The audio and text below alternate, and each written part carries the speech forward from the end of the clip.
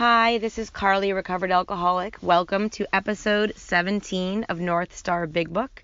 I am trying to record from my phone in the car while my kids are at karate, so I hope that the sound is okay. If not, I'll listen to it after and we won't do this again. But this could allow me to do more recordings, which would be awesome.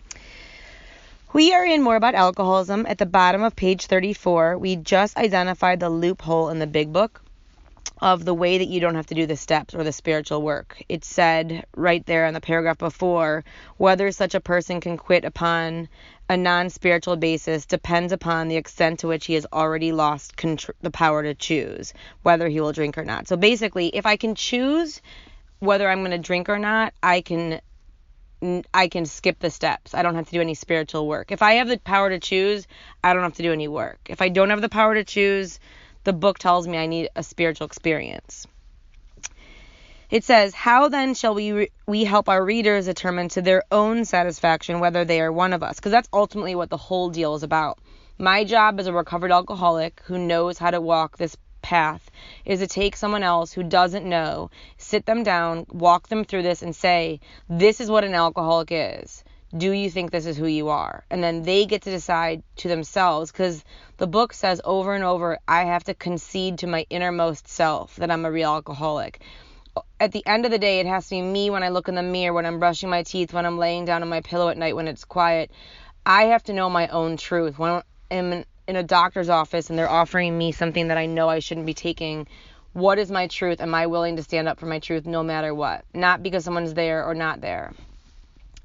It says the experiment of quitting for a period of time will be helpful, but we think, that's the first 100 men and women, we can render an even greater service to alcoholic sufferers and perhaps to the medical fraternity. So we shall describe, I underline the rest of the paragraph on the top of 35. So we shall describe some of the mental states that precede a relapse into drinking, for obviously this is the crux of the problem.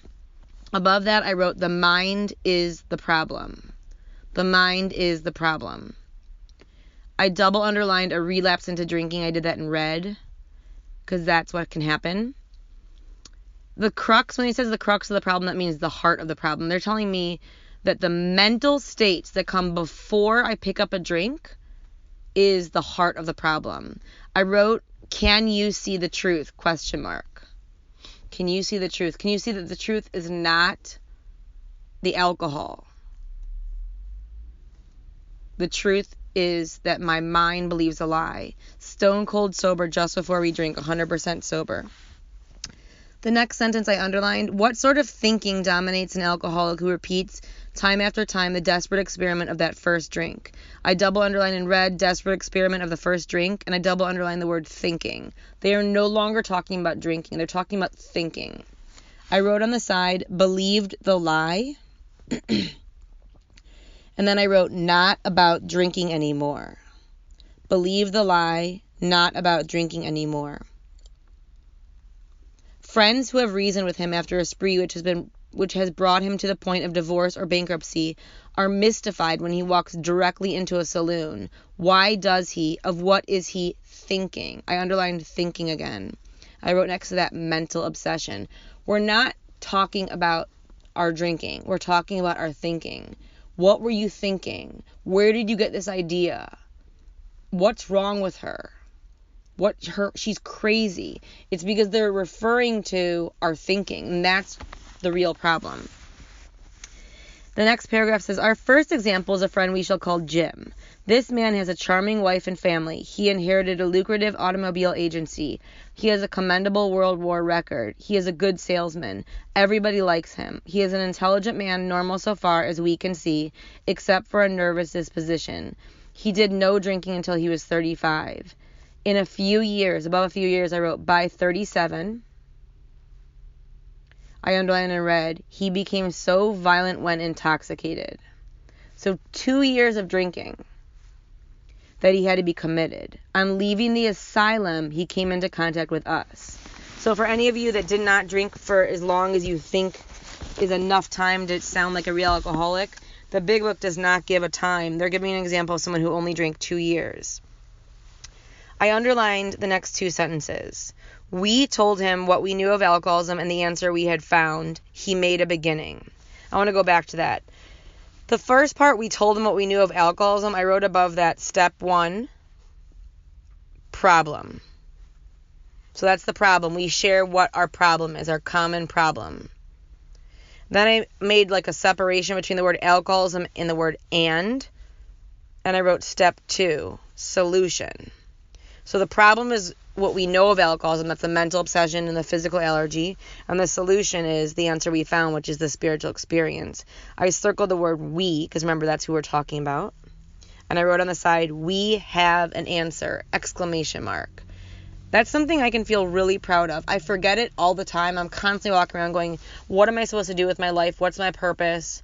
Why am I here? And yet, my book tells me right here what my purpose is, what I'm supposed to do with my life. I underlined he made a beginning, and I wrote step 3. So he knew the problem, he knew the solution, and he made the decision to do something about it. But he didn't follow it through. He just got sober. His family was reassembled, and he began to work as a salesman for the business he had lost through drinking. I underlined all went well for a time. And then I underlined in red and put a star. But he failed to enlarge his spiritual life. And I put a star right there because that's the most important thing that we need to focus on.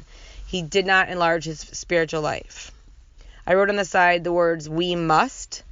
And I wrote the word page 14 because on page 14 it tells me we must. I underlined and read the next sentence. To his consternation, he found himself drunk 6 times in rapid succession. And above consternation, I wrote dismay. So he was shocked by this. He couldn't believe he kept getting drunk. He didn't understand why. I underlined on each of these occasions we worked with him. So that's really, really clear there. They do not give me any indication that after someone drinks a certain amount of times, I stop working with them, that I'm not the right fit for a sponsor, or that they just don't get it. What I've been taught in my sobriety is that we work with them every single time until they're either sober or dead. And that we never give up on an alcoholic until they take their last breath. The idea that I might not be able to help somebody and that's why they're drinking is misunderstanding what our real problem is. And unless I'm telling them to not do the work and not do the steps, I am not the problem. My only goal, my only job is to carry the message, which is out of the book of Alcoholics Anonymous that we're reading. It says, reviewing carefully what had happened, he agreed he was, I underlined, a real alcoholic and in a serious condition. So he knew step 1. I wrote on the side, knows the problem and solution. Knows the problem and solution. And then I wrote, not willing to do the work. Not willing to do the work. So self-knowledge is not our problem and it's not our answer. Knowing what's wrong with me and knowing what the solution is not enough. I have to be willing to do the work.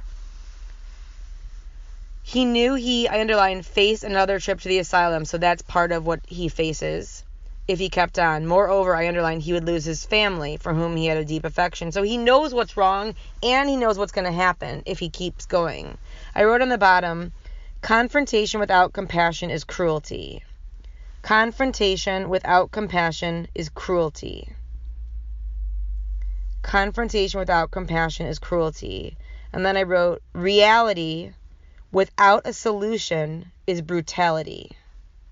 Reality without a solution is brutality. So both of those ideas, confrontation without compassion is cruelty, and reality without a solution is brutality, are saying if I just present step 1, and I even present step 2, but I don't tell them how and I don't show them how, that is horrible.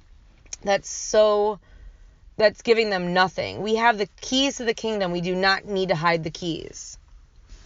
I'm going to page 36 on the top. I wrote the word insanity, and then I wrote inability to see the truth.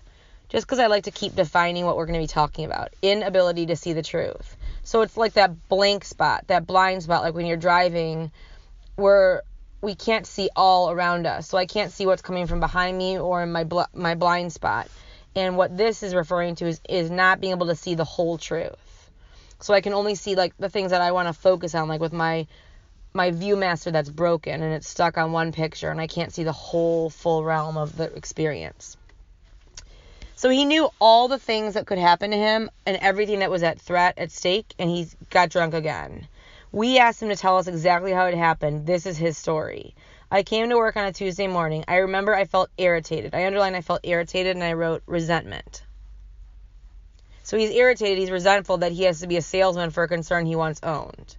I had a few words with the boss. I underlined, but nothing serious. So I wrote denial.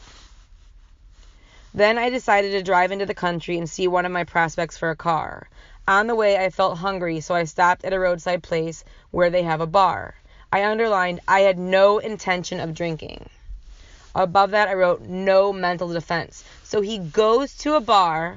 He tells himself he's going to go there to get a sandwich and to maybe meet a customer for a car at this place. He's been there before when he was drinking, and he doesn't feel like he wants to drink, so he's not afraid of drinking. I just thought I would get a sandwich. I also had the notion that I might find a customer for a car at this place. I underlined, which was familiar, for I had been going to it for years. I had eaten there many times during the months I was sober. I sat down at a table and ordered a sandwich and a glass of milk. Still no thought of drinking. So he's aware that he's not thinking about drinking. I ordered another sandwich and decided to have another glass of milk. In my entire life, I've only ordered an entree at a restaurant twice in the same sitting. And it was after I went on a super long hiking expedition with my husband, and it was like hours and hours, and I was starving. So the idea that he's ordering 2 entrees is strange. To me, it kind of sounds like he's sticking around because he wants to see how he's going to do there. And he's like, see, I don't want to drink yet. Still no thought of drinking. I ordered another sandwich and decided to have another glass of milk. I underlined, suddenly the thought crossed my mind that if I were to put an ounce of whiskey in my milk, it couldn't hurt me on a full stomach. I wrote above thought, I wrote insanity, so he cannot see the truth. Because he just said to himself, if I put whiskey in milk, because I've eaten food and I'm drinking milk, it's not going to affect me. He cannot see the truth. I wrote on the side, we believe the lie. So he believed a lie in this instance that if he could put whiskey in milk and if he ate it on a full stomach, he wouldn't be bad. I believe the lie that if no one knew I was doing it, I'd be okay. Or if everyone knew I was doing it, I'd be okay. Or if I only did it with this person, I'd be okay. Or if I only did this, I'd be okay. Or if I only drink that, I'd be okay. Or if I was able to go a certain period of time, I'd be okay. These are all the lies, the mental obsession. I ordered a whiskey and poured it into the milk. I wrote on the side, based on the lie, he makes a decision and takes action. Based on the lie, he makes a decision and takes action. If I look back at my life sober and just look at any parts of my life where I've made a decision based on a lie that was not inventoried or prayed about or meditated, and I made a decision based on the lie that I told myself, and I took action, I always ended up either harming someone else or harming myself. I ordered a whiskey and poured it into the milk. I underlined, I vaguely sensed. That vaguely sensed is his God voice. That's his soul voice going, this isn't a good idea, Jim. I've heard that voice. It doesn't say Jim, it says Carly. But it says, you shouldn't call. You don't text him. Don't say that. You know you should go to bed. You know you promised you were going to wake up. I was not being any too smart, but I felt reassured as I was taking the whiskey on a full stomach. See, that's the lie. The experiment went so well that I ordered another whiskey and poured it into more milk. So he says to himself, I'm doing great, I'll have another. I wrote on the side, activated physical allergy. So now he's activated the physical allergy. And then it says, that didn't seem to bother me, so I tried another.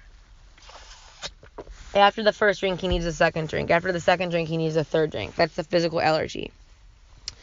Thus started one more journey to the asylum for Jim. Here was the threat of commitment, the loss of family and position, to say nothing of that intense mental and physical suffering which drinking, I underlined, always caused him. So that's his truth.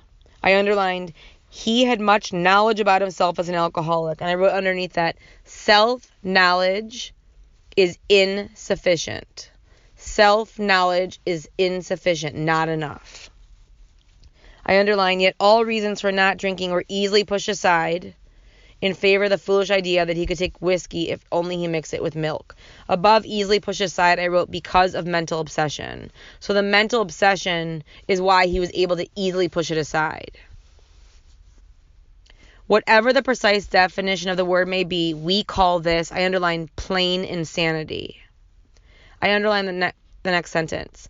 How can such a lack of proportion of the ability to think straight be called anything else?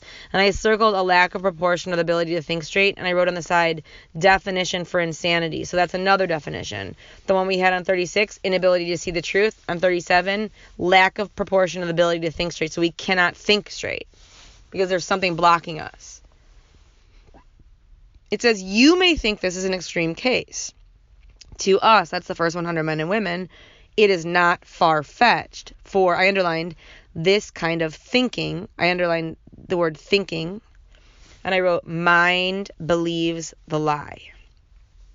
Mind believes the lie. For this kind of thinking has been characteristic of every single one of us. We have sometimes reflected more than Jim did upon the consequences. I underlined the next three sentences. But there was always the curious mental phenomenon that our mind, that parallel with our sound reasoning, there inevitably ran some insanely trivial excuse for taking the first drink. I wrote on the side, we believed the lie. We believed the lie. I underlined, our sound reasoning failed to hold us in check, and then I underlined, the insane idea won out, and I double underlined idea and reasoning because they're all referring to our mind. Our mind failed us, which means if my mind is the problem, I cannot use my own mind to fix it. So I cannot will myself to change. I tried. My mind worked for so many areas of my life. It worked for relationships, school, jobs, getting things I wanted from my family, conning people, body stuff, exercise. My will could make me do anything. And when I went up against my alcoholism, I lost every time. Next day, we would ask ourselves in all earnestness and sincerity how it could have happened. In some circumstances, we have gone out deliberately to get drunk, feeling ourselves justified by, I underline these, nervousness, anger, worry, depression, jealousy, or the like. And I wrote on the side, red flags of spiritual condition. Red flags of spiritual condition. And I wrote on the side, blocks us off from God. Red flags of spiritual condition blocks us off from God. So if I get too nervous, angry, worried, depressed, jealousy, or the like sober, I can get blocked off from God, which is why I do 10th steps. It says, but even in this type of beginning, we are obliged to admit that our justification for a spree was insanely, I underlined, insufficient in the light of what always happens. So even what I believed in my mind was justified, when you pair it next to what happened, and what it affected and what I lost, it never held up. We now see that when we began to drink deliberately instead of casually, there was little serious or effective thought during the, I underlined, period of premeditation, and I wrote underneath that, in the mind, of what the terrific consequences might be. I underlined, our behavior is as absurd and incomprehensible. So now we're describing our behavior. With respect to the first drink is that of an individual with a passion, say, for jaywalking. He gets a thrill out of skipping in front of fast-moving vehicles. He enjoys himself for a few years in spite of friendly warnings. Up to this point, you would label him as a foolish chap on the top of 38, having queer ideas of fun. Luck then deserts him, and he is slightly injured several times in succession. You would expect him, I underline, if he were normal, and above if he were normal, I wrote, he isn't, to cut it out. People expected me to cut it out, to see the mess I made, to look at what I just did, and to be like, Carly, why are you still doing this? And I didn't know, and I couldn't explain it, and mostly it ended up making me be by myself because it was so uncomfortable and embarrassing. Presently, he is hit again, and this time has a fractured skull. Within a week after leaving the hospital, a fast-moving trolley car breaks his arm. He tells you, I underlined, he has decided, and I wrote on the side, mental obsession. He has decided to stop jaywalking for good. How often did I decide? I made decisions and resolutions and proclamations all the time. But in a few weeks, he breaks both legs. See, I was not like Nicolas Cage in that movie where he like drinks himself to death. I didn't want this. Like, yes, when I was drinking, I wanted to not wake up and I wanted to die, but I also wanted to control it and wanted to keep my outsides looking good and get good grades and get in the parts I wanted and get the guy I wanted and have the friends I wanted and have my parents be okay with me. I didn't have this idea in my mind at this point of my drinking where I just didn't care. I did care. I cared a lot. And I couldn't control it, no matter how much I cared. It says he has decided to stop jaywalking for good, but in a few weeks he breaks both legs. On through the years, this conduct continues, accompanied by his, I underlined, continual promises, which is what we do as active alcoholics, which is why when we do the 9-step amends, we try to not promise and apologize, because those kind of words coming out of our mouth don't hold much weight. It says his continual promises to be careful or to keep off the streets altogether. Finally, he can no longer work, his wife gets a divorce, and he is held up to ridicule. I underline, he tries every known means to get the jaywalking idea out of his head. And I wrote on the side, problem in his mind. Problem in his mind. The reason why I drank so much is because I wanted the voices in my head to shut up. And oftentimes, when we see someone who takes a supreme sacrifice, which is a gun to the head, they do it to the head. Yes, that is the way to kill something, to kill a human, but there's something really interesting about how we point it at our head. We want it to stop. We want it to be quiet. He shuts himself up in an asylum, hoping to mend his ways. But the day he comes out, he races in front of a fire engine, which breaks his back. Such a man would be crazy, wouldn't he? You may think our illustration is too ridiculous, but is it? We, that's the first 100 men and women, who have been through the ringer, have to admit, I underline, if we substituted alcoholism for jaywalking, the illustration would fit us exactly. And next to jaywalking, I wrote, do this. So substitute alcoholism for jaywalking. Think about it. Think about the promises, the continual promises, the decisions, the trouble, the knowledge, the talks, the DUIs, the getting, our family upset with us, our friends upset with us, our loved ones upset with us, our career, the doctors, and knowing that we needed to stop and not being able to. I underline the rest of the paragraph. However intelligent we may have been in other respects, where alcohol has been involved, we have been strangely insane. I wrote on the side, cannot differentiate truth from the false. Cannot differentiate truth from the false. I underline, it's strong language, but isn't it true? Some of you are thinking, yes, what you tell us is true, but it doesn't fully apply. We admit we have some of these symptoms, but we have not gone to the extremes you fellows did, nor are we likely to. I underlined, for we understand ourselves so well after what you have told us that such things cannot happen again. And I wrote on the side, self-knowledge is not our answer. Self-knowledge is not our answer. It says, we have not lost everything in life through drinking, and we certainly do not intend to. I underlined, thanks for the information. This was me with my parents when they got sober, and they were telling me that I needed to be in AA, and I needed to watch out, and I was going to end up in here. And I was like, yeah, thanks for the information. Peace out. I wrote on the top of 39, can I see the truth about alcohol? Can I see the truth about alcohol? It says, that may be true of certain non-alcoholic people. I circled non-alcoholic people, and I wrote above that, don't have physical craving, mental obsession. Don't have physical craving, mental obsession. So non-alcoholic people don't have a physical craving or a mental obsession. Who, though drinking foolishly and heavily at the present time, I underline, are able to stop or moderate.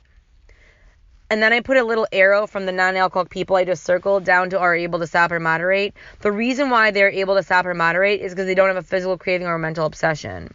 I wrote on the other side, can you stop or moderate? Can you stop or moderate? I could stop. I could moderate. I just couldn't stay stopped, and I couldn't stay moderated. Because their brains and bodies have not been damaged as ours were. I circled brains and bodies, and I underlined brains and bodies. And again, they're talking about the mental obsession and the physical allergy. One of my sponsors, the one who took me through this book originally, memorized this next part that we're going to read, and she would say it over and over and over again. And it's eerie to me whenever I get to this place because it was about self-knowledge, and self-knowledge and the lie of her mental obsession is what took her out after 10 plus years of sobriety. I underlined the rest of the paragraph. But the actual or potential alcoholic, with hardly an exception, will be absolutely unable to stop drinking on the basis of self-knowledge. This is a point we wish to emphasize and re-emphasize, to smash home upon our alcoholic readers, as it has been revealed to us out of bitter experience. I wrote on the side, lost the power of choice. And I also wrote absolutely powerless over alcohol and our mind. Lost the power of choice, absolutely powerless over alcohol and our mind. And underneath where it says out of bitter experience, I wrote believe the lie.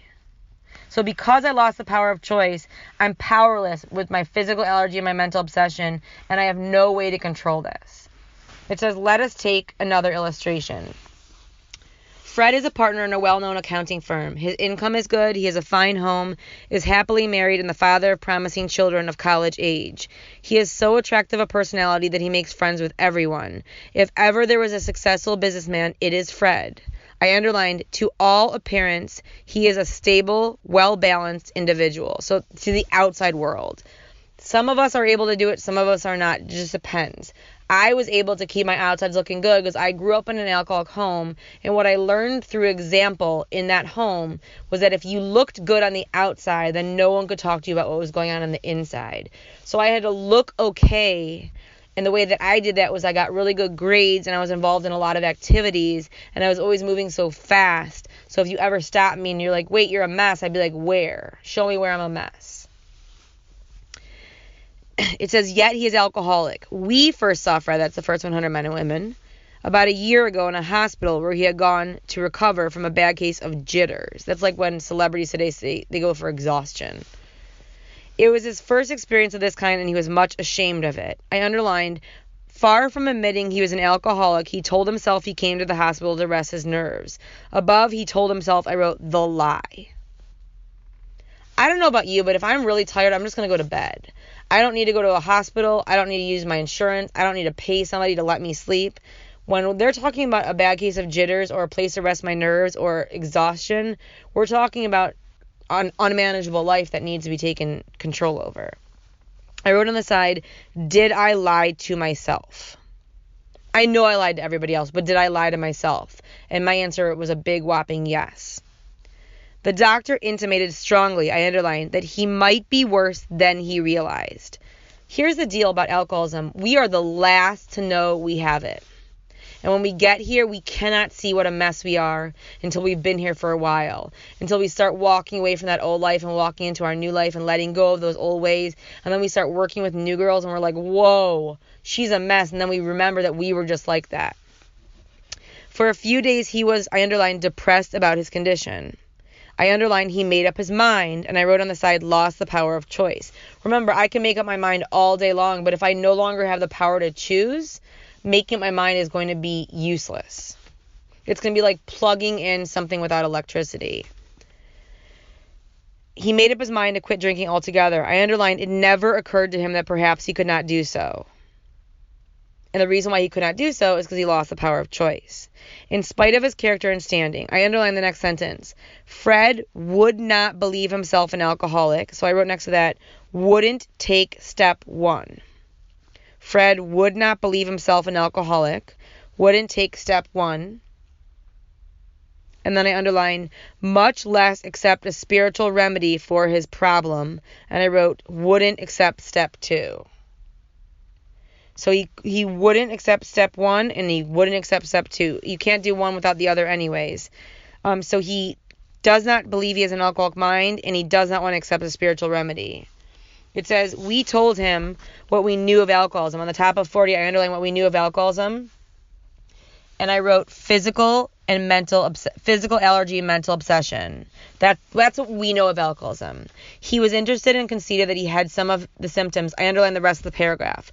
But he was a long way from admitting that he could do nothing about it himself. I wrote on the side, still has human power, which is his own power. He still believes he can do something about it. So he's not done. So if we were working with someone and they still believe that they've got it, then they're not done. I underlined, he was positive that this humiliating experience, plus the knowledge he had acquired, would keep him sober for the rest of his life. I underlined, self-knowledge would fix it. And I wrote 2 things. Believe the lie. And then I wrote in quotation marks, I got this. We're going to stop right there. Thank you so much for joining me. I cannot wait to talk to you guys next week about more about alcoholism. Have an awesome week. It's totally up to you.